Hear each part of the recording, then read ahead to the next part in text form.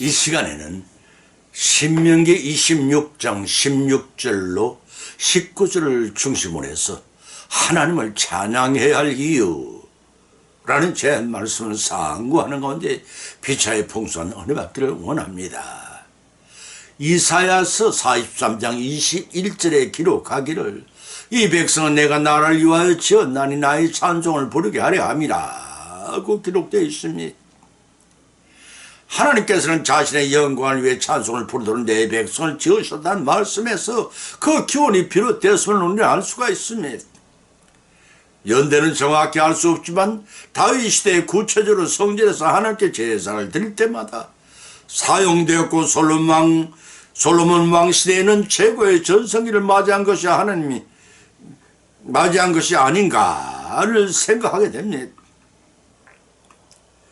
또 찬양을 부를 자격이 제사장 쪽 레위의 지파로 한정되었으며 그 중에 선발된 제사를 위한 찬양대가 조직되어 전담반이 있었음을 또한 알 수가 있습니다. 지금까지 남겨진 시편 120편부터 134편까지를 모두 성전에 올라간 노래로 사용할 만큼 성대하게 편성되어 찬송의 제사 의식에 중요하게 활용되었음을 봅니다.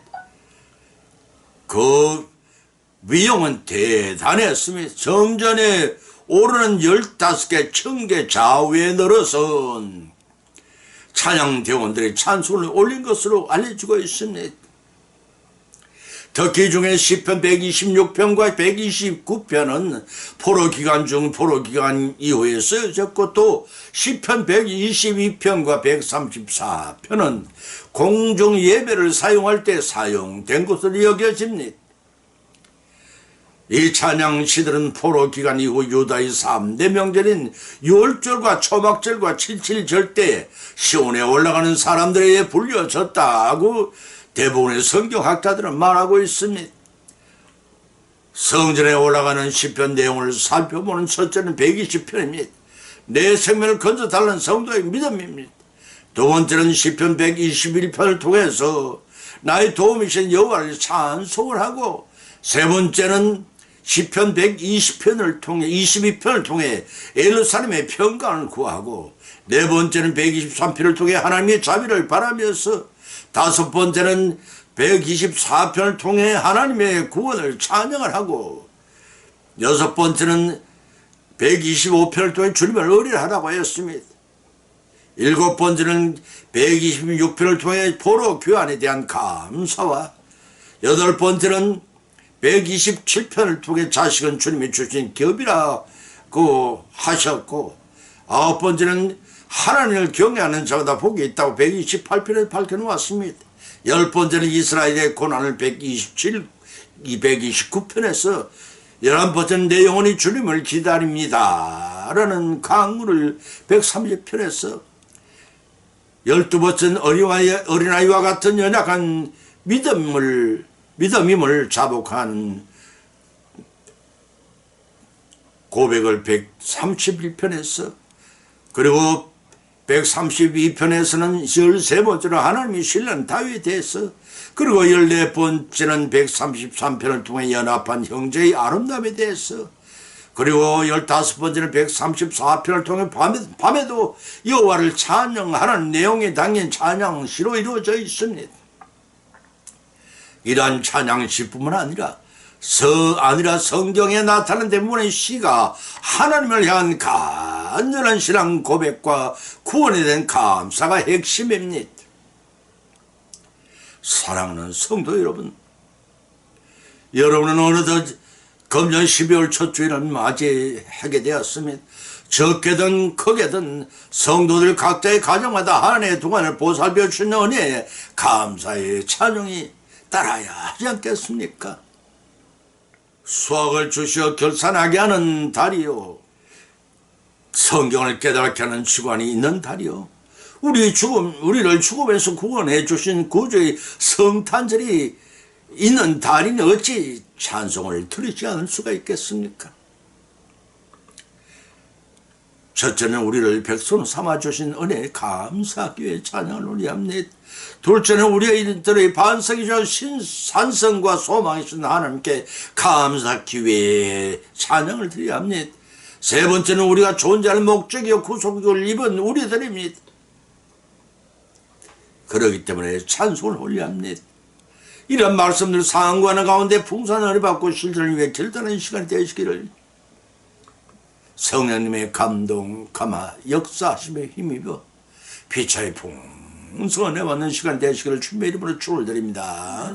첫 번째는 우리들 백성을 삼아주시는 은혜에 감사하기 위함이라고 했습니다.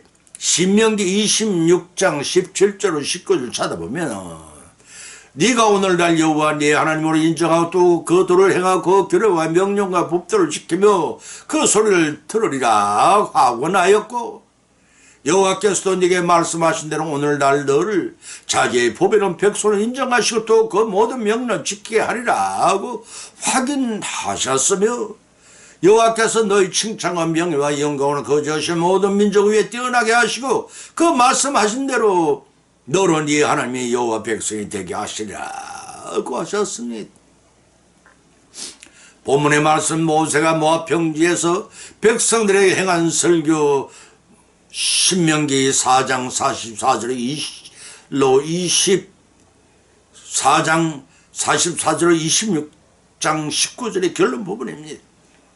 이는 가나안 땅이 정착해 살아가는 백성들이 명심해야 할 삶의 좌우명이라 할 수가 있습니다.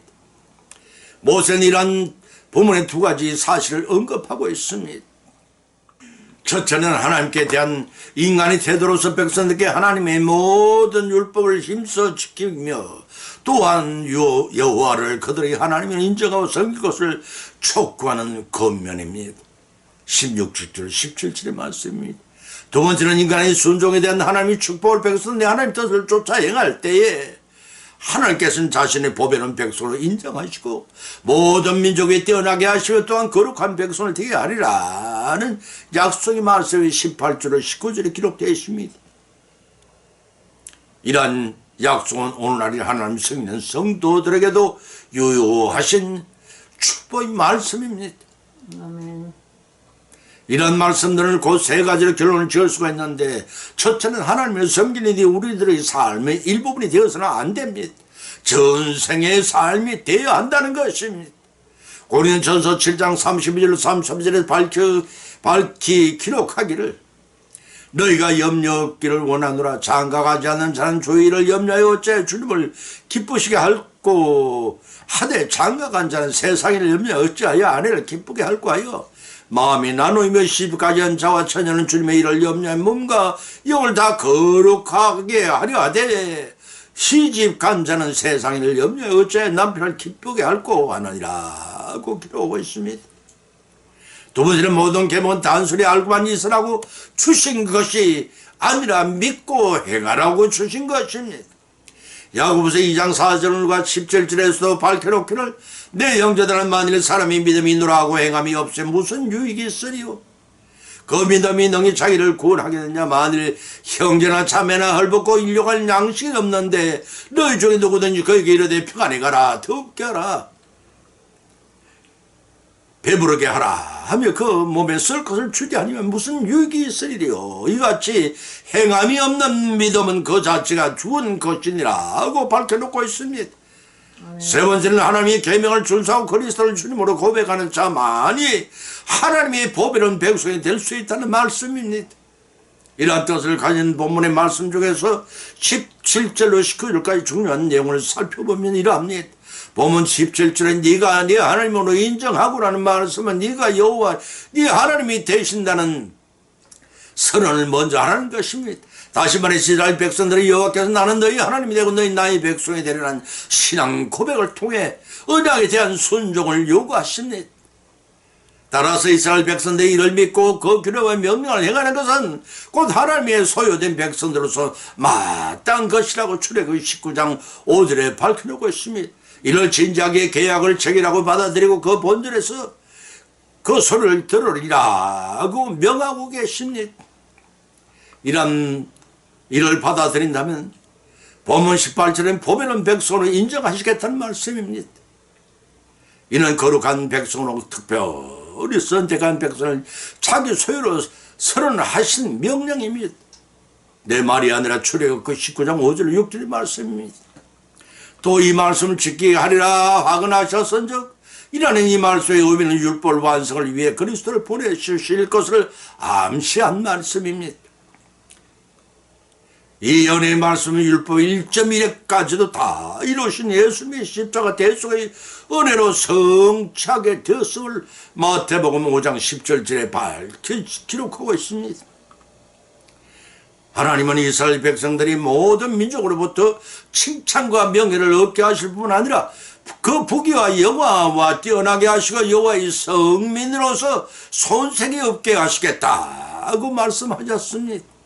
이는 이스라엘을 통하여 하나님이 자신이 영광 받기를 원하심을 표현하신 말씀입니다. 에레미야 3장 39절은 이 성읍이 세계 만방 열방 앞에서 내게 기쁜 이름이 될 것이며 찬송과 영광이 될 것이며 그들은 나의 백성이 내게 베푼 모든 복을 받을 것이며 나의 이 성읍에 베푼 모든 복과 모든 평강을 인하여 두려워하며 떨리라고 하셨으며 스바냐 3장 19절로 20절에서는 그때에 내가 너를 괴롭게하는 자를 다 멸하고 저는 자를 구원하며 쫓겨난 자를 다 모으며 온 세상에 수욕받는 자로 칭찬과 명성을 얻게 하리라. 내가 그때에 너희를 이끌어 그때에 너희를 모을지라. 내가 너희 목전에 사로잡힘을 돌이킬 때에 너희로 천하 만민 중에서 명성한 칭찬을 얻게 하리라. 나 여호와의 말씀이라고 밝히셨습니다. 따라서 이스라엘 백성을 향한 하나님의 궁극적인 목적은 여호와의 성민으로 성화되어 믿음이 잘 익어져가는 것이며 이로 말미암아 이스라엘이 하나님이 다같이 영광을 받게 되는 것입니다. 때문에 어찌 찬양하지 않을 수 있겠습니까? 오늘은 이 하나님이 섬기는 모든 성도들에게도 이와 같은 축복이 임하실 것임을 믿으시기 바랍니다. 아멘. 두 번째는 우리들이 반석이요 산성이요 소망이시기 때문입니다. 시편 71편 3절로 6절을 찾으면 주는 나의 무시로 피하여 거할 바위가 되소서. 주께서 나를 구원하라 명하셨으니 이는 주께서 나의 반석이시오 나의 산성이심이니이다. 나의 하나님이여 나를 악인의 손 곧 불의한 자와 흉악한 자의 장중에 피하게 하소서. 주 여호와여 주는 나의 소망이시오 나의 어릴 때부터의 의지이시라.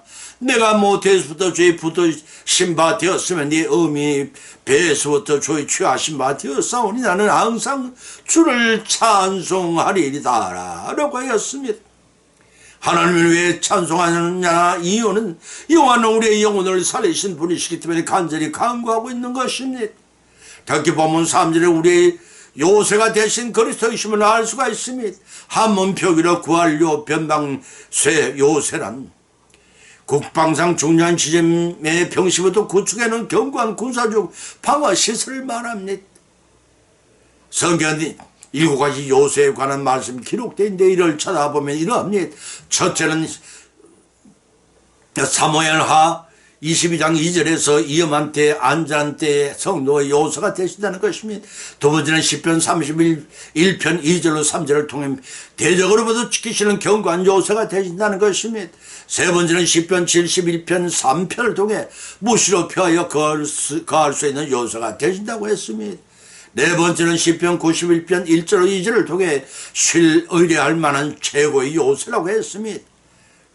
다섯 번째는 시편 114편 1절로 2절을 통해 성도를 높은 곳에 세워 영예를 얻게 하시는 요새라고 했습니다.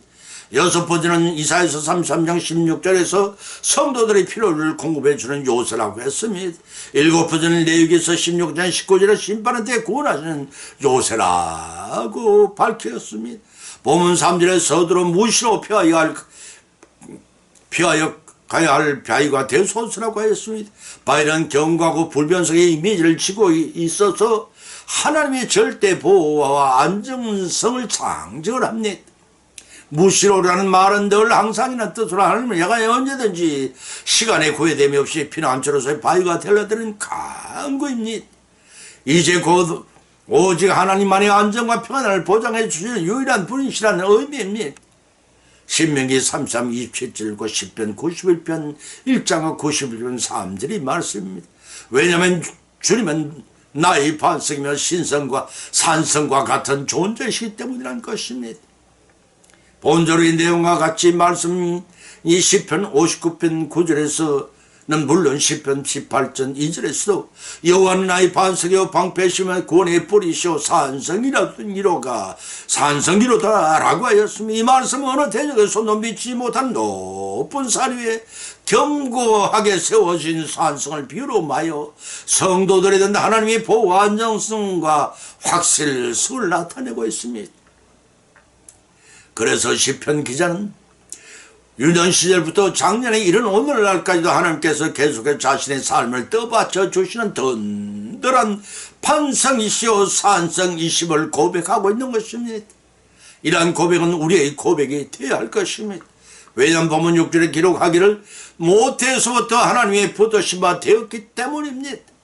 이 말씀은 곧 하나님은 당신의 선민들을 어린의 복중에서 짓기도 전에 이미 구별하셔서 하나님 백성을 삼아주신 주권자이십니다. 시편 22절로 2편 9절로 10절, 이사야 43장 1절, 에레미야서 1장 5절에 박히 주신 말씀입니다. 그러니 본절을 말미암아서 항상 주님을 찬송하리이다 라고 했는데 어찌 찬양을 하지 않을 수가 있겠습니까? 우리가 하나님을 찬송할 이유가 바로 여기 있는 것임을 여러분은 믿으시기 바랍니다. 두 번째는 우리가 존재하는 목적의 구속의 은혜를 입은 때문이라고 했습니다. 에베소서 1장 11절 14절에 기록하기를 모든 일을 그 마음에 원하는 대로 역사하시는 자의 뜻을 따라 우리가 예정을 입어 그 안에서 기업이 되었으니 이는 그리스도 안에서부터 바라던 우리의 그 영광의 찬송이 되려 하십니다. 그 안에서 너희도 진리의 말씀 곧 구원의 복음을 듣고 그 안에서 또한 믿어 약속의 성령으로 인치심을 받았으니 이는 우리의 기업이 보증이 돼서 그 얻으신 것을 구속하시고 그 영광을 찬미하게 하려 하십니다. 고 하였습니다. 주님께서 우리를 구원하신 목적은 하나님의 영광을 찬미하게 하려 하심입니다. 이사야 43장 21절을 친히 말씀하시기를 이 백성은 내가 나를 위하여 지었나니 나의 찬송을 부르게 하려 함이라 고 밝히셨습니다. 그렇습니다. 하나님께서 우리를 선택하시는 거룩하고 흠이 없게 하셔서 하나님이 참다운 백성을 만들기 위해서입니다. 그와 같이 은혜의 영광을 참밌게 하는 하나님의 기업이 되게 하시는 구속의 은혜란 것입니다. 본문 11절에서도 우리가 예정을 입어 기업이 되었으니라고 하였습니다. 구약에서는 제비를 뽑아 가나안 땅을 기업으로 받은 것으로 되어 있습니다. 신약에는 성도들이 선택을 받아 천국 기업을 받게 되는 의미합니다. 본문 12절에서는 이는 그리스도 안에서 전부터 바라던 우리의 그 영광의 찬송이 되려 하게 하려 하심이라 밝혀놓고 있습니다. 이 말씀이 뜻은 하나님의 예정에 의해 그 기업을 얻게 된 성도들이 그것이 실현되기 전부터 소망 가운데 하나님께 영광과 찬송을 드리는 삶을 살아갈 것을 말하고 있습니다. 따라서 13절의 진리의 말씀 곧 너희 구원의 복음을 듣고 믿음으로 약속의 성령의 인치심을 받았으니라고 했습니다. 인간편에서 볼 때는 이러는 과정입니다. 다시 말해서 인간은 복음을 듣고 구원에 이르게 되는 것이라고 로마서 10장 14절과 갈라디아 3장 2절에 밝혀 있습니다. 진리의 말씀이 되는 것은 구약이 예시하는 실제이자 이방 종교의 사슬과는 달리 생명을 주시기 때문입니다. 그래서 본절 등 하반절에서 성령으로 인치심을 받아내리라고 한 것입니다. 하나님께서는 구약시대부터 누차 성령을 보내시겠다고 약속을 하셨습니다. 이사야 32장 15절 말씀입니다. 44장 3절의 말씀입니다.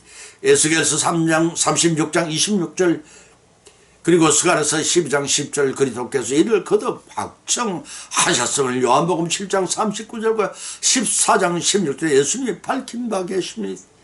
그러한 약속에 따라 성령께서는 예수님의 성천 이후에 강림하셨음을 사도행전 2장 1절로 4절에 여기서 인지심을 받다는 뜻은 눈에 보이는 육신이 아닌 보이지 않는 마음의 성령으로 하나님의 소유가 된 표를 받은 것입니다.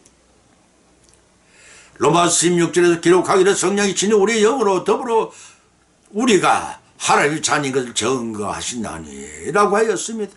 실로 성령이 내주하시면 우리가 하나님의 소유가 되었다는 표시며 성도들은 이러한 성령이 내주하심의 외적 표시로 세례를 받는 것입니다. 본문 14절에서 이는 우리의 기업이 보증이 돼서 그 얻어진 것을 구속하시 그 영광에 찬미하리라 하게 하려 하심을 밝히는 것이니 이 말씀의 뜻은 성도들이 천국 기업을 얻는 보증이 되게 하신 하나님의 목적은 구속의 은혜를 노래하며 성부의 구속 개혁과 성자의 구속 성취와 성령의 구속 청령 등 하나님의 궁극적인 목적은 구속 은혜를 받은 자들로 하나님의 영광을 찬미하게 하시되 있음을 밝혀주고 있습니다. 새 생명을 받은 자들이 하나님을 어찌 찬양하지 않을 수가 있으며 그것은 하나님의 사랑을 인간의 말로 다 표현할 수 있겠습니까? 다만 감사 무지한 마음으로 찬송과 최고의 제한된 찬송으로 우리는 하나님께 한없는 감사와 영광을 돌려드릴 뿐입니다. 결론을 맺습니다. 오늘 본 말씀 상관 가운데 빛과 믿음대로 은혜를 받았고 또한 세 가지 교훈을 받은 줄 압니다. 첫째는 하나님께 찬양해야 하는 이유는 죽어가는 우리 성도들을 하나님 백성으로 삼아주신 은혜에 감사하기 위함입니다.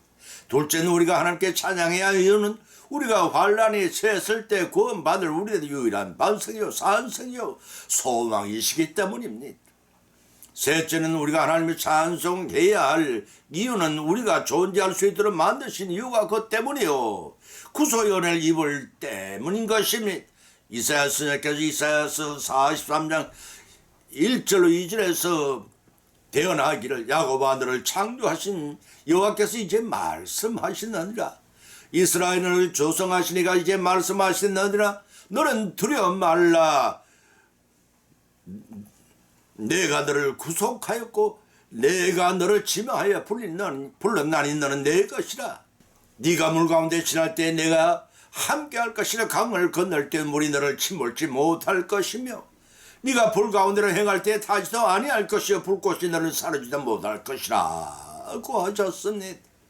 이러한 축복과 교훈의 말씀을 받은 것으로 거치지 말고 실생활 가운데 실천하심으로 천국 보좌 앞에서 세세 묵도록 온전한 찬양을 드리는 우리 모두의 찬송이 이 땅에서 모는 하나님 보좌 앞에서 이루어지기를